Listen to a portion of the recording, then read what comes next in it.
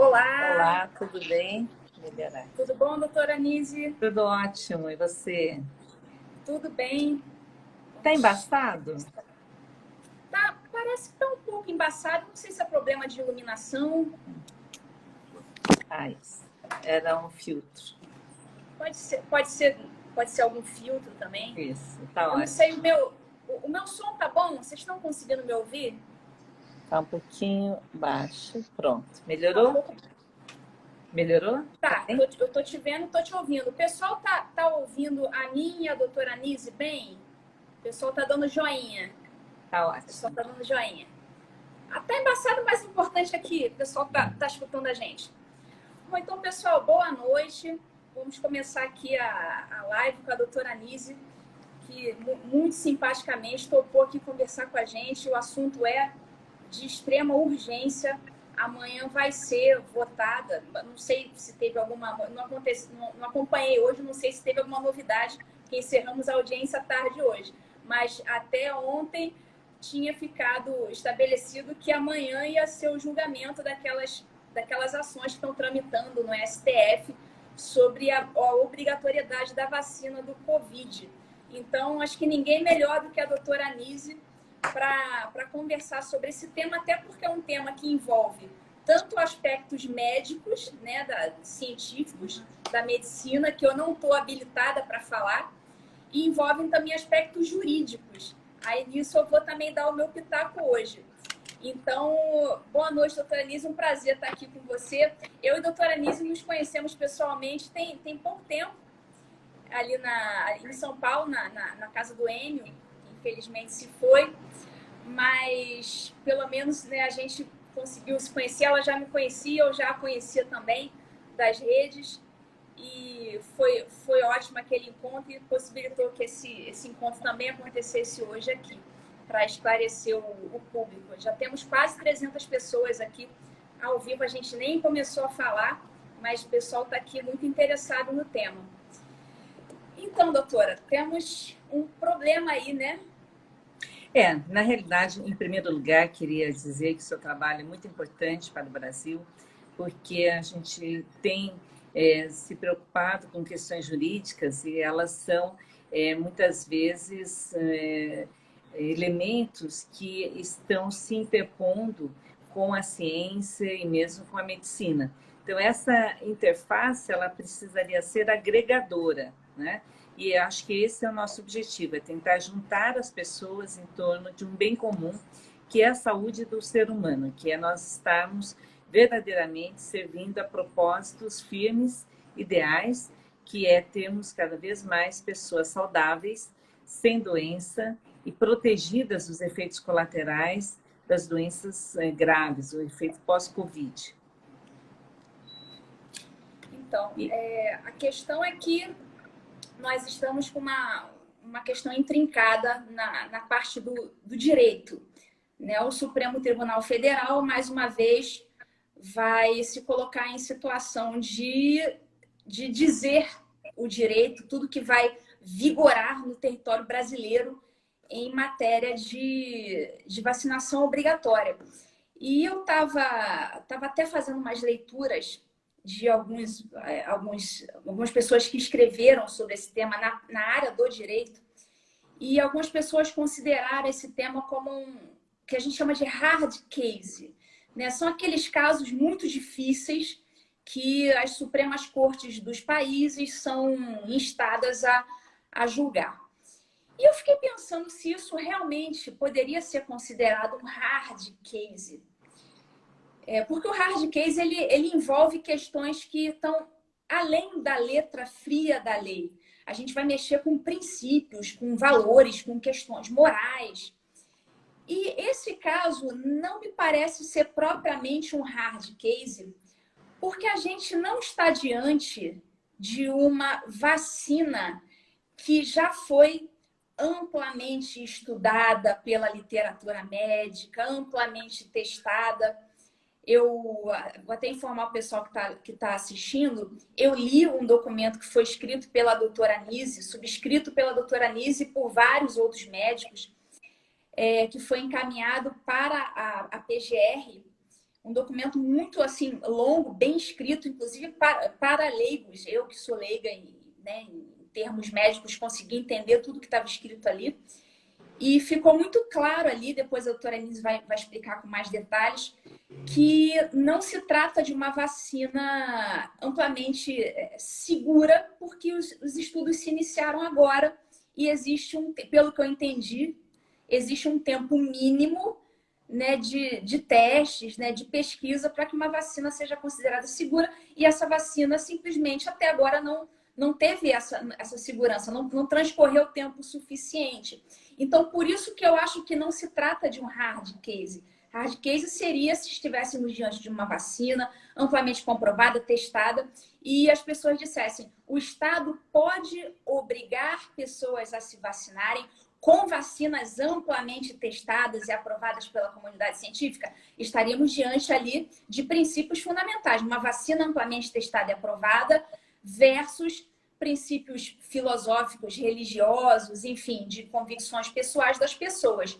Só que esse caso é completamente diferente, porque nesse caso nós não estamos diante de uma vacina amplamente testada, aprovada e considerada na comunidade médica. Ela é amplamente contestada. Inclusive, esse documento subscrito pela doutora Anise e por vários outros médicos comprovam isso, que isso não é de forma alguma um consenso científico, que tem várias pessoas da área científica que estão contestando os resultados dessa vacina e até mesmo seus efeitos colaterais, não se sabe o que pode acontecer.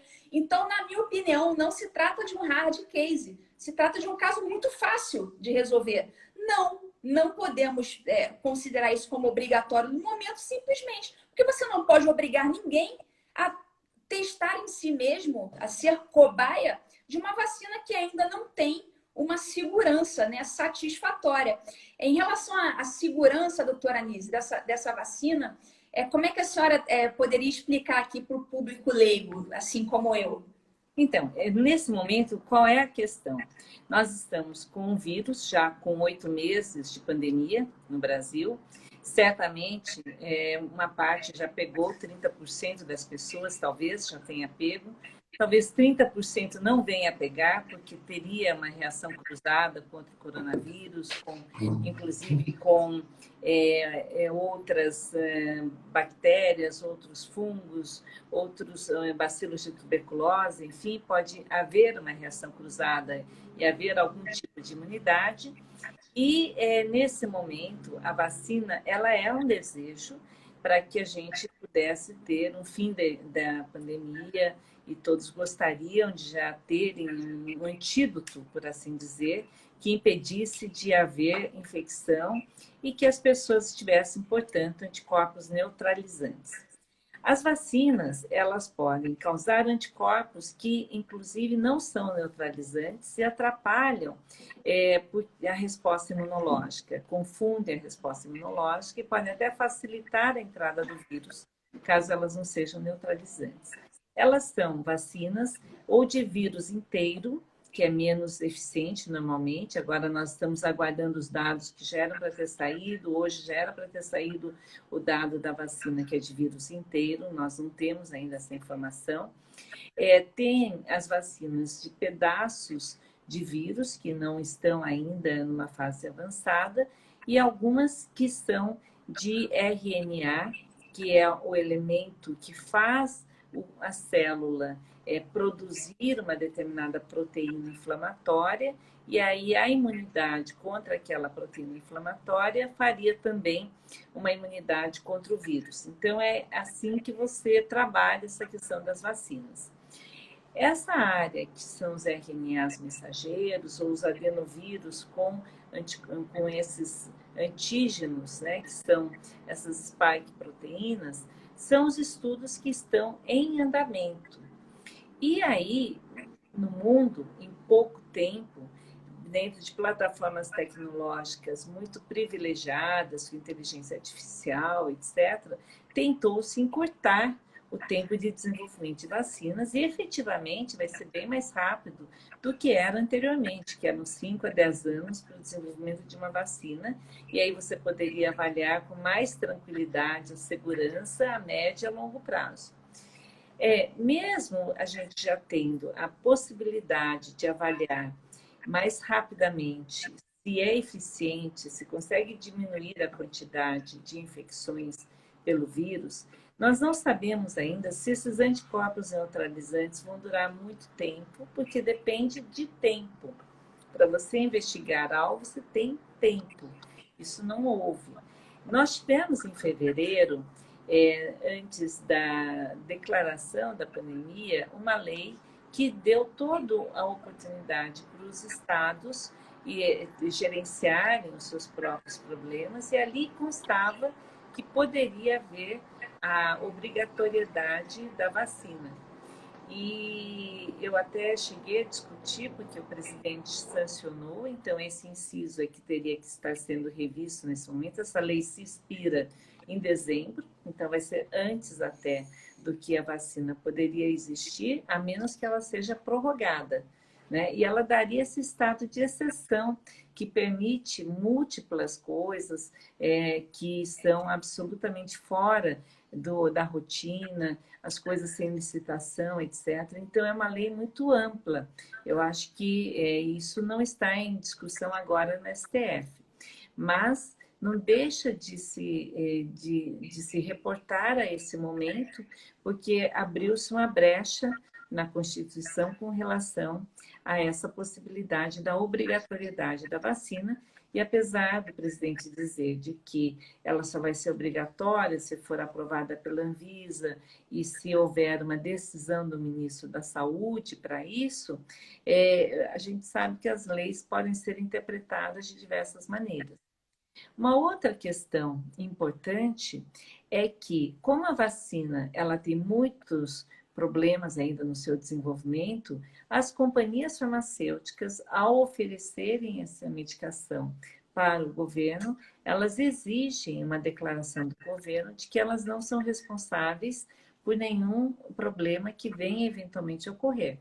Então, isso também daria uma outra questão que nós salientamos na nossa petição, é de quem é a responsabilidade, caso haja algum problema que esteja diretamente vinculado à vacina e que haja uma consequência física, né, ou legal com relação a isso. E nesse sentido, essa determinação de quem seriam os responsáveis, eu acho que já deve ser visto antes mesmo do início da vacinação, porque depois que começam as vacinas numa população, por exemplo, quem já teve o Covid poderia ser vacinado, porque poderia ter um recall, uma volta de sintomas bastante importantes, inflamatórios e que podem gerar algum tipo de problema, não é? Então, nós podemos ter ali consequências não conhecidas. Quem já tem uma doença imunológica, de autoimunidade, como hoje uma paciente minha me perguntou, o filho mora na Espanha e lá a vacina vai ser obrigatória. Ele tem esclerose múltipla, ele pode tomar a vacina? Eu mandei a nossa petição dizendo que a autoimunidade é uma das preocupações desse tipo de doença que inflama as células normais do corpo e que eventualmente podem atrair, ou nos vasos, podem criar vasculites autoimunes, e a gente não sabe se essa pessoa poderia ter uma piora de um eventual quadro autoimune. Quem tem um transplante renal, um transplante hepático, um transplante de medula, como nós tivemos, infelizmente, o caso de um cantor que tinha transplante de medula e que morreu do Covid. Né? São pessoas que estão mais vulneráveis. Então, no que pesa, assim, a nossa angústia com esse grupo de pessoas vulneráveis, todos os meus pacientes com câncer em quimioterapia, eles podem tomar a vacina? Pacientes que estão tomando imunoterapia, anti-PDL1, e que, portanto, é um tipo de vacina que é usado para câncer, mas que pode causar autoimunidade, essa pessoa pode tomar a vacina? Normalmente, num estudo científico, em que você vai estabelecer um tratamento que vai para milhões de pessoas, estima-se que 60, 100 milhões de pessoas venham a ser vacinadas só no Brasil, Você precisaria ter essas respostas antes de submeter uma população que muita gente nem sabe que doença tem, nem sabe que tem uma cirrose, nem sabe que tem um problema de coração, enfim, o que isso poderia estar ocorrendo, poderia estar trazendo. Então, nós estamos com muito mais perguntas do que respostas. E é daí a nossa... Não estou me posicionando contra a emergência da situação, ou mesmo isso, quem vai avaliar riscos e benefícios vai ser a Anvisa, vai ser o Ministério da Saúde.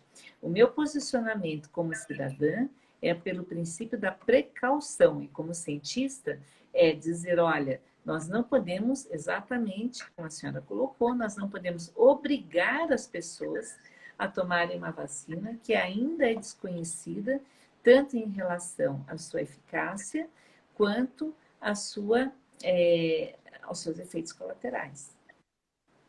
Perfeito. E a senhora acabou falando aqui uma frase que, se a senhora não tivesse falado, eu ia falar. A senhora falou trouxe mais perguntas do que respostas. A senhora trouxe vários pontos de interrogação. Eu estou aqui ouvindo, né, vários pontos cegos que ainda não foram respondidos. A senhora começou essa live, para quem está aqui desde o início, ela começou a live dizendo que estava aguardando uns estudos que iam chegar um resultado hoje ou amanhã, não chegaram. Então, tá tudo desse jeito. Ah, não chegou o estudo tal, não chegou o estudo X, o estudo Y. Ainda não sabemos como é que vai se comportar a vacina com quem tem esse tipo de problema.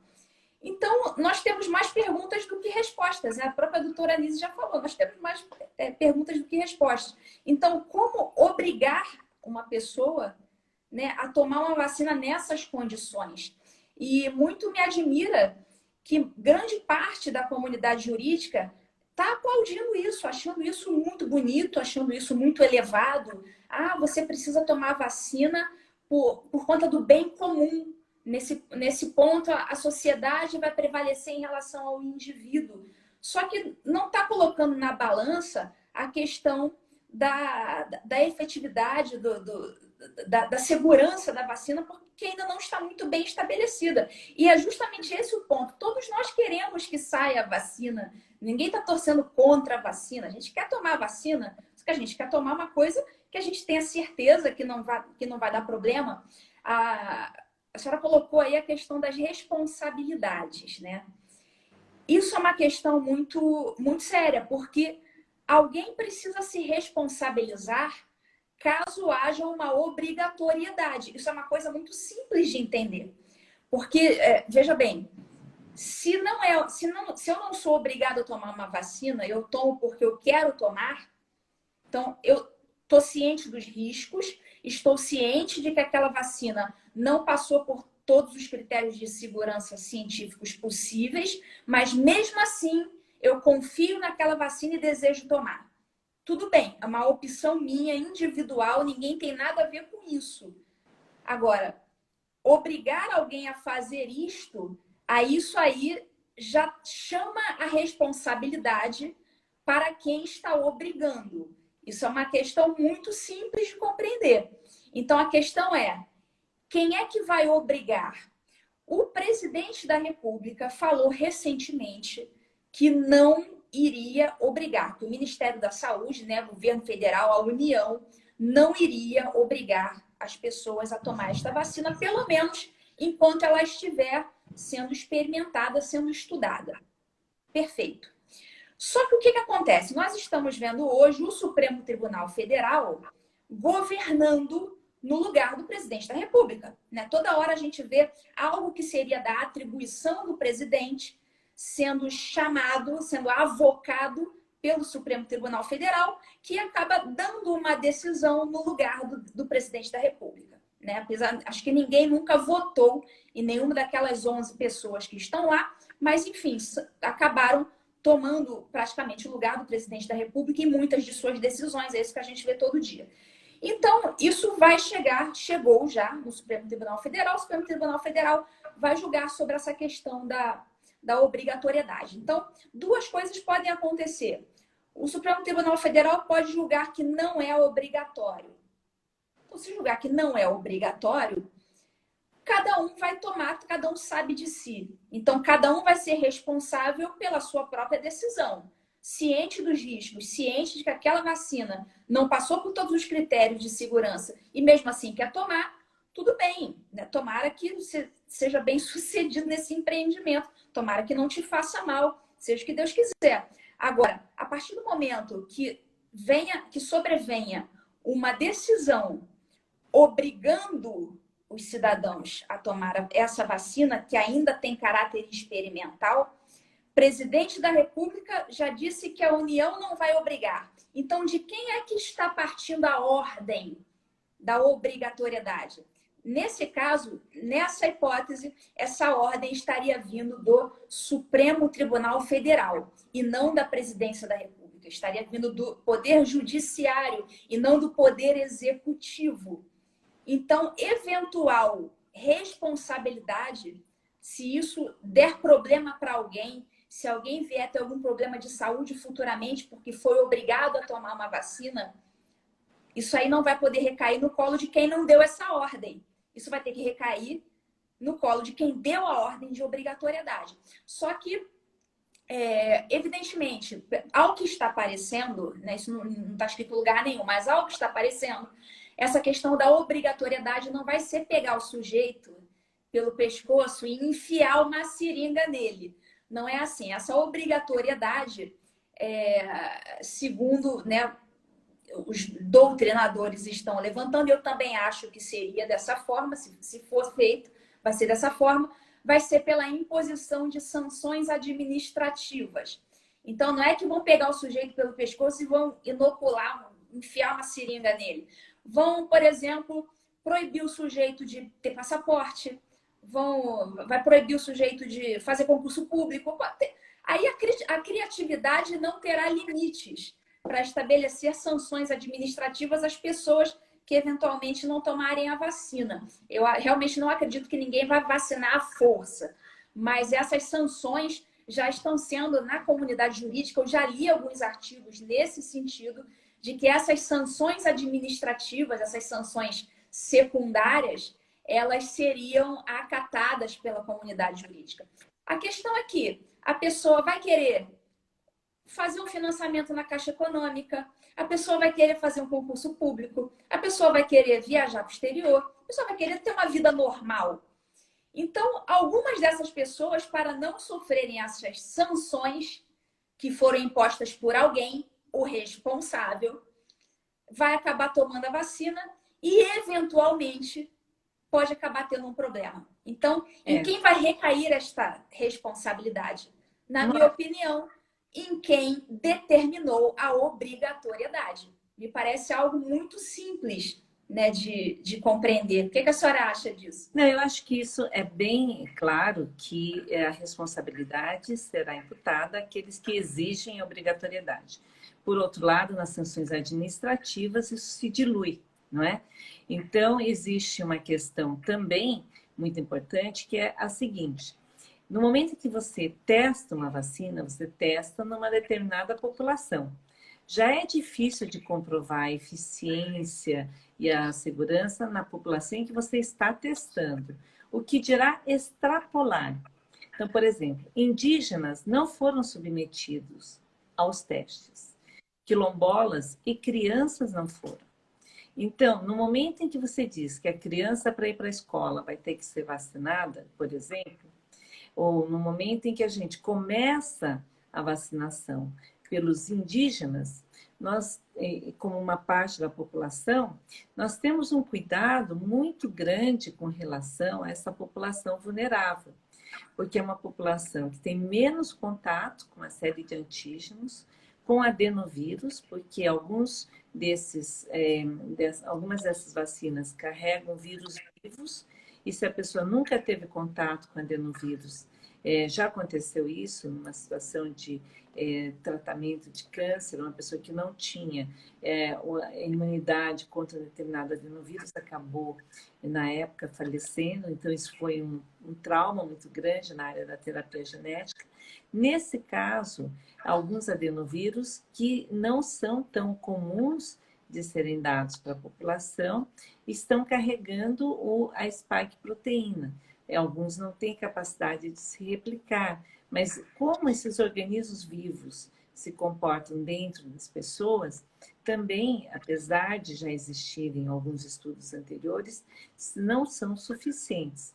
Então, além de se decidir que as vacinas têm que ser obrigatórias, teria que avaliar em que população aquela determinada vacina foi testada dentro da segurança. Por exemplo, a maioria dos pacientes foi paciente saudável que não teve Covid, sorologia negativa. E nós vamos estar dando para pessoas idosas, para começar, acima de 75 anos, pacientes com comorbidades, eventualmente, com o início do tratamento, com o início da avaliação. Então, tem tantas dificuldades aí, e são as pessoas que estão em casa esperando exatamente a vacina. Mas como é que a gente coloca uma população frágil sendo submetida a um teste em massa, não controlado, subitamente? A outra coisa que existe é a seguinte: a vacina, nesse momento, ela vai ser somente distribuída dentro da saúde pública. E tem muita gente querendo comprar.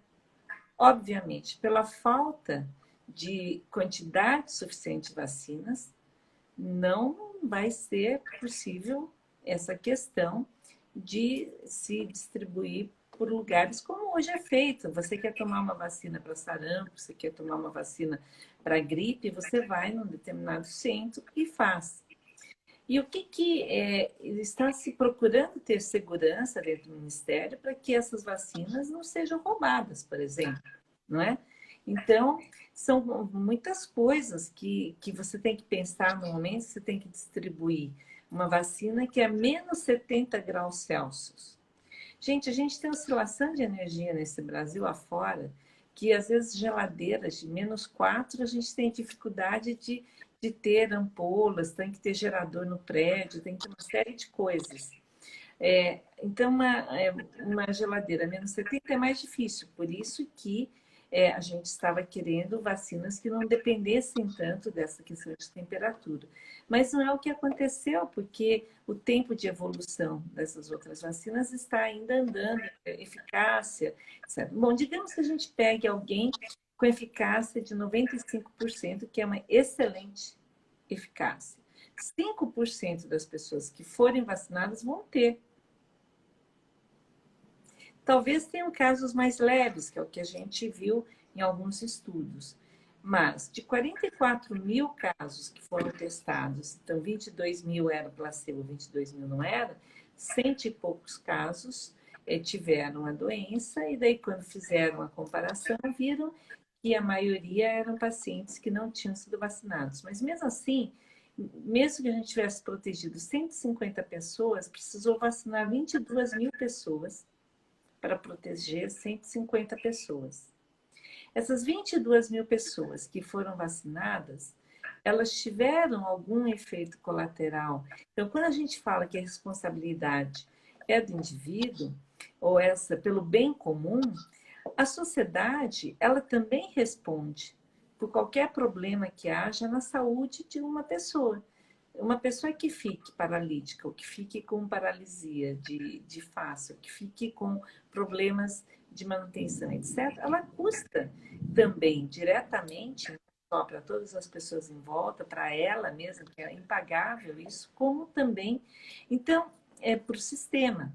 Então, nada é isento de uma correlação absoluta, quer seja, cada ato tem suas consequências. Então, nós estamos nesse momento com uma pandemia em que as pessoas não estão sendo tratadas precocemente. As mesmas pessoas que desenvolvem as vacinas, os mesmos que ficam mandando cartas em prol das vacinas, a qualquer custo, obrigatoriedade, enfim, no que pese que tem muita gente envolvida que tem assim um estofo enorme, né, de desenvolvimento, de muitos anos de vacinas, etc., mas ninguém desenvolveu essa vacina, por mais que as pessoas tenham experiência, né? E aí, mas essas mesmas situações são contra os tratamentos precoces, que no momento é o que temos. No momento, nós temos que tratar a nossa população que está doente. Tentar prevenir no futuro também. Porém, a gente tem visto que essa desconstrução de tratamentos, que hoje já tem mais de 100 trabalhos científicos mostrando que são eficientes, quando você tem o início do vírus no corpo, a gente está deixando de dar condições para que as pessoas fiquem vivas, ou que não tenham inflamações, ou que não tenham as consequências pós-Covid. Então, eu sou partidária do seguinte: em primeiro lugar, primo non nocere. Em primeiro lugar, não danificar. Em segundo lugar, então, o princípio do tratamento da atualidade para quem precisa hoje, no tratamento inicial, para descolapsar os hospitais. O tratamento tem que ser ambulatorial, pré-hospitalar. De preferência, como foi feito em Ji-Paraná, como foi feito na Amapá, na Unimed do Pará, na Prevent Senior de São Paulo, na Hapvida do Norte. Eles conseguiram tratar os pacientes antes deles precisarem do hospital, como foi feito pelo Vladimir Zelenko em Nova York, mostrando que diminuía em mais de 60% as internações, os pacientes, 95% a 97% dos pacientes ficando bem com tratamentos precoces. Tratamentos precoces são várias medicações que fazem parte da melhoria da vitamina D, da melhoria do zinco, com ivermectina, azitromicina, com hidroxicloroquina, várias medicações que já estão no armamentário habitual de países que têm muita experiência, como África, como Índia, como Brasil, que tem muita malária, que tem muita chikungunya, né, muita dengue, filariose, enfim. Essas mesmas medicações, elas melhoram a evolução do paciente na fase inicial. Existe agora o tratamento preventivo sendo estudado. Então, se é para estudar alguma coisa agora, também é a prevenção que está sendo feita pela Universidade Federal de Fortaleza, padronizando o acompanhamento de pacientes que estão fazendo a prevenção com ivermectina a cada 15 dias, não é? Então, são coisas que estão também. Agora, no momento em que as vacinas vierem, que as pessoas possam assinar um consentimento, que os médicos possam escolher qual é o que está mais apropriado para o seu paciente, indicar, portanto, e também que haja a não obrigatoriedade. Porque imagine se cada governador ainda for responsável pela obrigatoriedade no seu estado. Então, se eu quero ir de um estado para o outro, eu tenho que ter aquela vacina daquele estado? Ou eu vou reconhecer outras? Quais que eu vou reconhecer? Não é? Então, nós estamos nesse momento realmente precisando assinar uma petição. Já temos mais de 46 mil assinaturas dessa petição, com os mesmos termos que eu mandei para a Procuradoria-Geral da República, pela não obrigatoriedade da vacina. Esse é o primeiro ponto. Quanto à liberação emergencial, as empresas vão oferecer essa informação para a Anvisa vai analisar e vai aprovar em caráter emergencial ou não. Mas a transparência dos dados, a outra coisa, conflito de interesse. Conflito de interesse é uma situação gravíssima na medicina.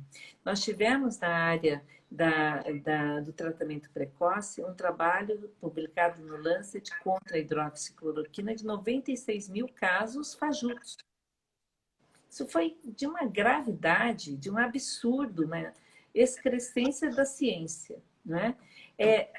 Assim como teve um outro artigo do New England Journal of Medicine, dessa Surge Sphere, que foi a mesma empresa que fez esse estudo do Lancet, para provar que podia se tomar remédios que agiam nos receptores do vírus, que é o ACE2, na hipertensão, dizendo que tudo bem, podia ser feito também. Esses mesmos remédios, que são a base de muitos remédios cardíacos, hipertensivos, etc. Então, a gente ficou com esses dois trabalhos que tiveram que ser retraídos, tanto do New England Journal of Medicine quanto do Lancet.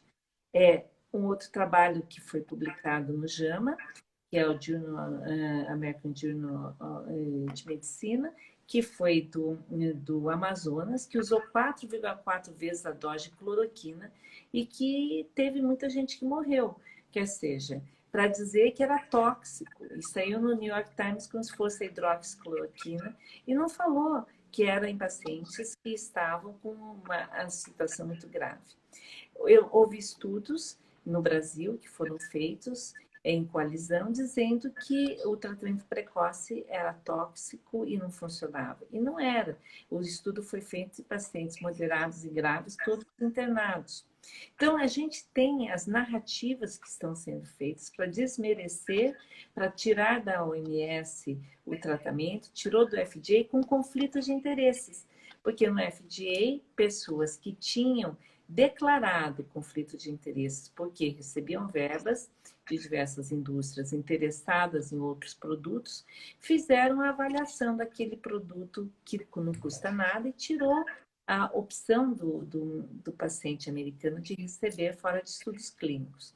Então, nós temos isso aqui no Brasil também, e a minha preocupação é dar apoio ao Ministério da Saúde, que tem feito um trabalho brilhante atualmente, já teve outras, fique em casa, espere ficar grave, vá só para o hospital quando estiver quase precisando ser entubado, e que lotou, né, as unidades, e está fazendo isso de novo, porque no Rio Grande do Sul, no Paraná e Santa Catarina, ainda é muito comum o paciente chegar no pronto-socorro, ir para casa e ficar esperando. Eu mesmo hoje recebi várias ligações de pacientes que saíram dos pronto-socorros sem nenhuma medicação precoce e estão em casa com oxímetro esperando ficarem mal para voltarem para o hospital, ou fazendo uma tomografia a cada 3 dias.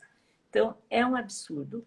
E isso vai... Eu já fiquei sabendo de quem chegou no hospital, o médico deu uma dipirona e mandou voltar para casa. Quer dizer, daqui a pouco aquele sujeito, quando volta no hospital, já está com tantos por cento do pulmão comprometido e dali vai ser entubado e não sabe se volta. Né? Até para quem é leigo, isso parece de uma clareza solar, né? Deveria ser. E aí eles dizem, não tem nem nada que diga que funcione. Tem sim, tratamento precoce funciona, tem meta-análise, o Haverhich, que é da Yale, uma grande figura científica com múltiplas publicações, apresentou um trabalho mostrando o conjunto de dados que dava suporte para isso. Então, nós temos evidência científica, sim, de que funciona em tratamento precoce. O Conselho Federal de Medicina autoriza, desde que o paciente concorde, o médico prescreva, e essas pessoas fazem ações. E agora, sociedades médicas que tinham que declarar para um procurador em Goiânia se tinham ou não conflitos de interesses, estão juntando outras associações para combaterem esse tipo de necessidade de exigência, dizendo que não se pode solicitar informações ao contrário, tipo, então prove que não funcione, entendeu? Prove que não funcione. Se você manda publicar na sua página que não funciona, prove que não funciona. Se você fala para as pessoas não prescreverem um remédio que é utilizado há anos, e mesmo em situações de prevenção, então, prove que não funciona. E a outra coisa, declare seus conflitos de interesses, que é uma outra coisa muito importante. Eu mesma organizo congressos, reuniões, sempre coloco. Toda essa verba vai sempre para questões de educação, de pesquisa, etc. Então, é muito importante você deixar bem claro que você não tem interesse nenhum num produto que custa R$10 ou que está sendo dado de graça, não é? O meu interesse é fundamental em relação à ciência e à pesquisa daquilo que é necessário. Exigir, no começo da pandemia, estudos randomizados, prospectivos e duplos cegos é um absurdo. Você dizer que um estudo que demora 1 ano para ficar pronto, já deveria ficar pronto. Agora tem estudos de 250 casos que não resolvem em nada, falando que é negativo, que também é um contrassenso. O número de artigos negativos que foram publicados é um absurdo, mostrando que existe um viés de publicação. E agora as vacinas sendo obrigatórias como a única saída. Então, todo mundo em casa, esperando ficar doente ou tomando uma vacina que não tem ainda uma comprovação, e essa vacina ainda sendo mandatória, né? Sendo obrigatória. É isso que nós não queremos. Queremos que tenha, sim, uma anuência, não é? E que haja a oportunidade de se oferecer a vacina para a mesma população que foi testada, e não essa extrapolação liberal que está se fazendo de que qualquer vacina serve para aplicar em populações diferenciadas, né? Perfeito. Eu estava vendo o pessoal fazer um carnaval por conta de uma declaração do presidente da República, no sentido de que ele concordava que a vacina fosse oferecida e as pessoas assinassem um termo de consentimento de que elas, né, conheciam os riscos tal e autorizavam, né, que fosse inoculado nelas a vacina.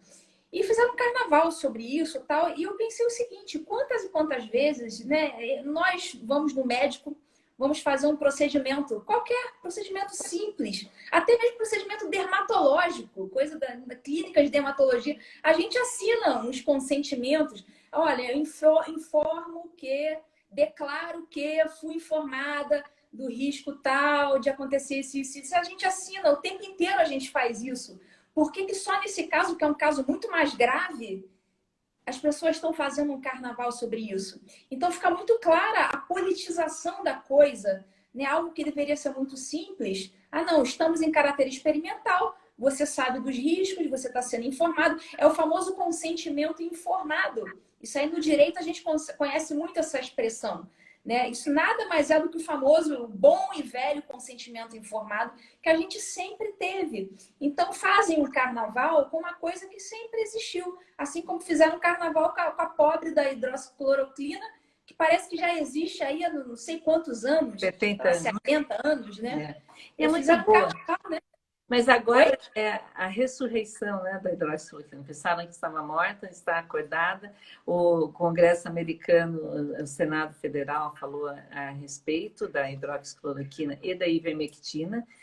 Os grupos estão solicitando o direito de prescrição. Existem cálculos de quantas mortes teriam sido evitadas caso tivessem sido usadas durante a pandemia. Então, isso é uma coisa muito séria. Eu acho que quem faz esse tipo de ação deveria ter a sua consciência, né, de trabalhar melhor os seus conceitos, porque a ciência ela é bastante utilizada de uma forma deselegante nesse momento, e nós, digamos, benevolência, né, essas dinâmicas, mas que, por favor, vote contra a obrigatoriedade, porque não existe bem comum maior do que a vida de um indivíduo, ou a autonomia, ou a qualidade de vida, porque nós não estamos falando somente de ficarmos vivos, mas de que forma vamos ficar vivos. Então, a qualidade de vida é essencial, e a nossa obrigação enquanto sociedade médica, sociedade civil organizada, enquanto jurista, enquanto imbuído, no meu entender, eu acho que para a gente deixar uma mensagem bem clara, né, eu peço ao Supremo Tribunal Federal que receba com muita, digamos, benevolência, né, essas dinâmicas,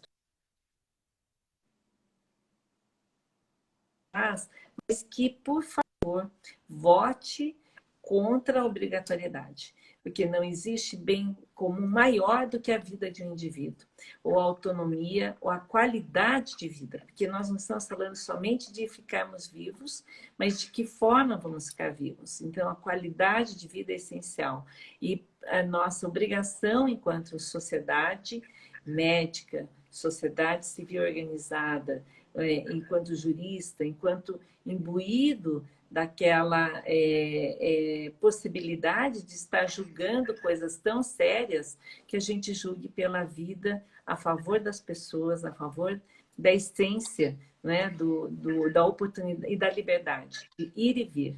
Eu acho que nada pode ser utilizado como instrumento ou de lockdown ou de fechamento de porteiras, de fronteiras, fechamento de estados, ou mesmo fazendo aquelas questões, sanções administrativas, isso de forma alguma, qualquer coisa que cerceie a liberdade humana deve ser bastante combatido. Doutora Anísia, a senhora falou ainda há pouco que houve um estudo, ou alguns estudos, não sei, sobre a quantidade de mortes que poderiam ter sido evitadas caso tivesse havido esse tratamento precoce. Esses estudos certamente foram assinados, foram feitos por cientistas, por médicos, por infectologistas, suponho. E eu fico pensando o seguinte: esses estudos a imprensa não noticiou. A gente não vê a imprensa falando isso. Sempre fala contra o tratamento precoce e a gente não vê. Eles falam tanto em ciência, né? Precisamos acreditar na ciência, ciência, ciência, ciência. Isso não é ciência? Na realidade... Só é ciência quem tem uma determinada posição. Quer dizer, esses infectologistas que fizeram esse estudo não são cientistas ou são menos cientistas? São epidemiologistas, são cientistas, são pessoas que avaliam. Essas questões estão embutidas dentro do número de pacientes que se beneficia dos tratamentos. Então, você extrapola dentro de um grupo de pacientes que, ao fazer tratamentos precoces, não vai evoluir para uma situação crítica e nem para UTIs, e nem para as intubações. E com isso, você consegue avaliar que um número significativo de pessoas deixaria de ter eu diria assim, até a consequência, digamos assim, da inconsistência, né? De um sistema público. Por exemplo, nós vimos agora que no Norte e Nordeste, que está utilizando bastante esses tratamentos, nós tivemos um descolapso. A gente chama isso de real world evidence. Então, você tem várias maneiras de estudar. Você tem populações inteiras, como Porto Feliz, por exemplo, que diminuiu bastante a incidência de Covid, de morte por Covid. Não é que seja ausente, mas a gente tem uma diminuição do número de pessoas que vai ser mais grave. Lá em Belém do Pará, a Unimed estava com uma fila de mais de 100 pacientes para internar, que não tinha vaga para internar, e eles começaram a tratar as diversas fases com anti-inflamatórios, com corticoides, com anticoagulantes, e passaram a tratar precocemente os pacientes a nível ambulatorial, né? Na cidade de Ji-Paraná, eles colocaram um ambulatório que funciona em termos de tratamento 24 horas, e o Amapá, eles conseguiram juntar Estado, município, federação, né, porque é uma federação, e o Amapá tem esse lado da defensoria pública e da oportunidade também do Exército de trabalhar em conjunto, e eles conseguiram também ter o Dr. Pedro Mar, né, que fez essa linda junção de forças, eles conseguiram ter o mínimo de pacientes indo para intubação e para as UTIs que eles não tinham. Então, essa informação mostra que nós temos a possibilidade, sim, de fazermos a diferença. Uma outra coisa que a gente tem com relação à grande mídia é uma dificuldade de valorização daquilo que é feito em publicações. Por exemplo, esse Lancet, essa revista do New England, praticamente teve assim, pouquíssimas informações com relação a essa atrocidade que aconteceu na ciência mundial, né? e nem grandes investigações, nem nada. É uma coisa que passou assim muito rapidamente no imaginário das pessoas. Estudos como esse do Haverich, que mostram meta-análise, o Didier Raoult, que é um grande cientista, eles são perseguidos. O Didier Raoult era um dos maiores cientistas na área de infectologia, tem até assim micro-organismos com o nome dele, não é? E ele trabalha na França, em Marseille, com pessoas que trabalham na África, né? Legionários, muitas expedições que são feitas para a África, então ele tinha muita experiência com essa área. E, além disso, ele pôde fazer o tratamento da SARS-CoV-1, da MERS, né, e com essas composições. Então, eu tenho a certeza de que a verdade também acaba valendo, né? Nós defendemos essa questão do tratamento precoce desde o início da pandemia, conseguimos com isso muitas conquistas. Eu acho que a primeira grande conquista foi do Conselho Federal de Medicina. Eu vi que essas sociedades médicas foram lá tentar bloquear até a autorização que o Conselho Federal de Medicina tinha dado em caráter excepcional, e mesmo a Anvisa também deu em caráter excepcional logo no começo da pandemia, mas até o momento nós conseguimos, e hoje eu fiquei bastante preocupada quando eu vi as sociedades outras se juntando. Pensei, gente, vamos ter consciência, vamos pensar nas pessoas que não têm condições, que agora estão recebendo na farmácia popular o tratamento com prescrição médica. A gente precisa pensar nessa população nossa que está precisando trabalhar, que está precisando ser tratada, que não pode ficar doente, não é? Todos nós que somos médicos fizemos um juramento de Hipócrates, e esse juramento é pelo bem da humanidade. Então, eu preciso que isso venha ao coração dos médicos, que não deixem de prescrever quando for necessário, não impeçam a prescrição, né, de medicamentos que outros médicos considerem adequados. Mesmo que você seja um médico que tenha a sua certeza absoluta calcada naquilo que o outro está te contando, porque se você for estudar, você vai descobrir que tem muitas evidências científicas, sim. Toda vez que o presidente fala, não tem evidência científica, eu mando um recado e digo, olha, tem evidência científica sim, já temos evidência científica, né? Mas ele sempre quer que as pessoas estejam utilizando quando possam se beneficiar, né? E agora, doutora, eu acho que a gente tem essa tarefa, que é a de acompanhar os votos, de acompanhar as sustentações, eu estou com uma amicus curiae, mas não foi chamada.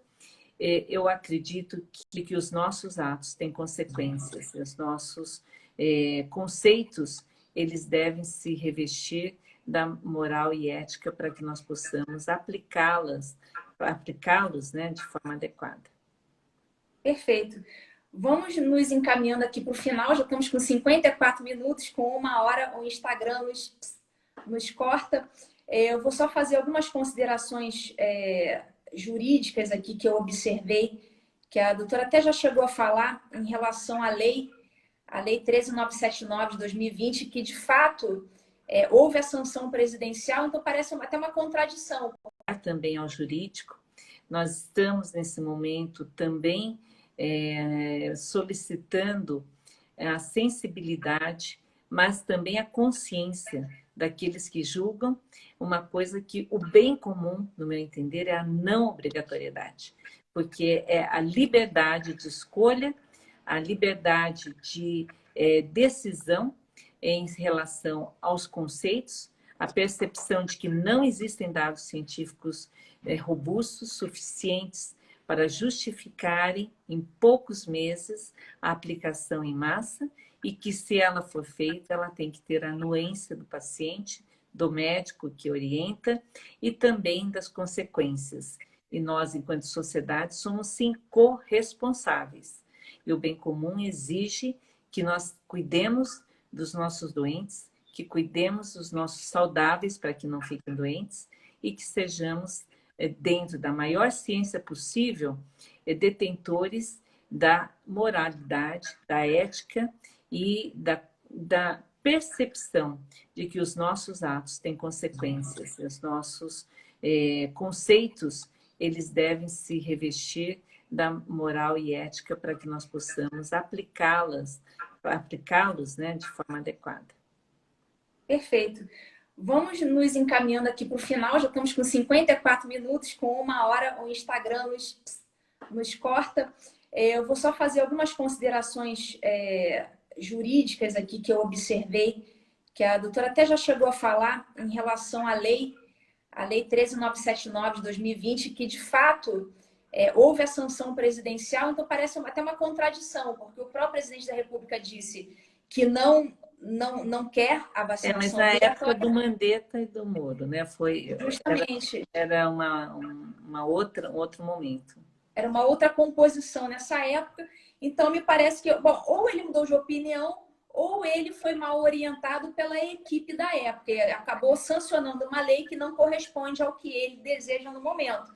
Que, de fato, a Lei 13.979 prevê, no artigo 3º, inciso 3, a linha D, que as autoridades poderão adotar, no âmbito de suas competências, a vacinação e outras medidas profiláticas. Mas eu faço só a seguinte observação, que eu não vi ninguém fazendo, tá? Eu não sei se eu estou sendo... Eu não vi ninguém fazendo. Não sei se alguém já fez. A Lei 6259, de 75, na época do governo Geisel, instituiu o Programa Nacional de Imunizações, né? O PNI. E essa lei, no artigo 3º, essa lei está em vigor até hoje, pessoal. Está em vigor até hoje. Vou tentar falar que temos 5 minutos. Essa lei está em vigor até hoje. E essa lei fala o seguinte, que cabe ao Ministério da Saúde a elaboração do PNI e cabe ao Ministério da Saúde definir as vacinações, inclusive as de caráter obrigatório. Então, essa lei confere exclusividade ao Ministério da Saúde para dizer quais são as vacinas obrigatórias. E essas vacinas obrigatórias vão constar da regulamentação dessa lei, que é o decreto 78231 de 76. Ali vão constar as vacinas obrigatórias, que, segundo a lei 6259 de 75, cabe ao Ministério da Saúde definir. O que a lei agora, desse ano de 2020, a lei da quarentena, falou é o seguinte, que as autoridades locais, elas poderão determinar a realização compulsória de vacinação. Então, não está dizendo que essas autoridades locais, prefeito ou governador, que eles poderão definir quais são as vacinas obrigatórias. Isso está lá na lei de 75, na época do Geisel.